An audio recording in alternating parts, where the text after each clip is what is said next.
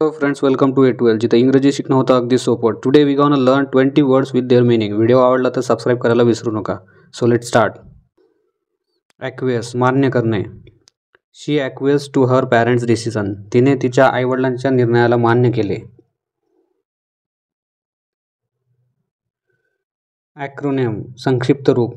NASA is an acronym for National Aeronautics and Space Administration. नासाचा full form संक्षिप्त रूप आहे.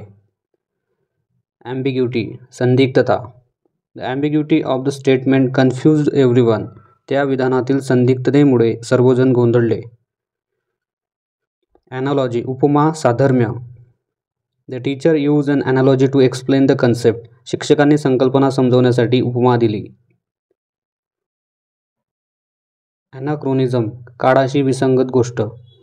Using a typewriter today feels like an anachronism. आज typewriter वापरणे म्हणजे काळाशी विसंगत गोष्ट वाटते. Andragogy प्रौढ शिक्षण पद्धती. Andragogy focus on adult learning methods. Andragogy मध्ये प्रौढ शिक्षणाच्या पद्धतींवर लक्ष केंद्रित केले जाते. Antithesis विपरीत विरोधी. Love is the antithesis of hate. प्रेम हे द्वेषाचे विरुद्ध आहे. Antonym विरुद्धार्थी शब्द. Hot is an antonym of cold. गरम हा थंडचा विरुद्धार्थी शब्द आहे. Articulated स्पष्टपणे मांडणे. He can articulate his ideas clearly. तो आपले विचार स्पष्टपणे मांडू शकतो. Assonance स्वरांची पुनरावृत्ती.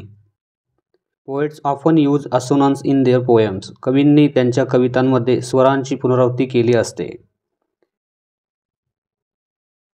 Benchmarking निकषावर तुलना करणे.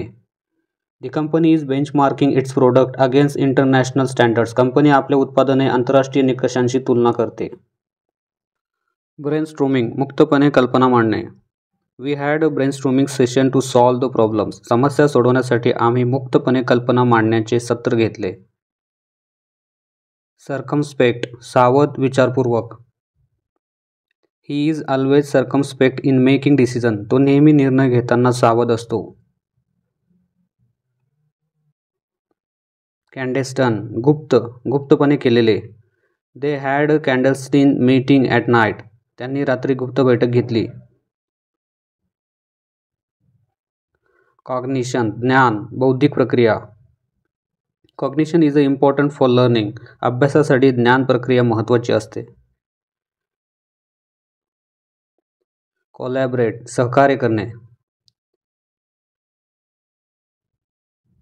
Two companies collaborated on the new project. दोन कंपन्यांनी नवीन प्रकल्पावर सहकार्य केले. Colloquial बोलीभाषेतील. He used colloquial words in his speech. त्याने आपल्या भाषणात बोलीभाषेतील शब्द वापरले.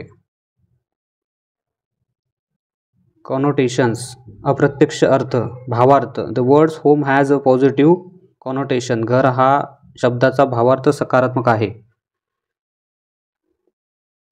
Contrived बनावट कृत्रिम. The story sounded contrived and unrealistic. ती गोष्ट बनावट आणि अवास्तव वाटली. Conundrum कठीण प्रश्न गोंधळ. The riddle was a real conundrum. तो कोडे खरोखरच कठीण होते. तर मित्रांनो हे होते 50 रोज वापरात येणारे इंग्रजी वाक्य. टिप्स. दररोज 10 वाक्य बोलून पहा.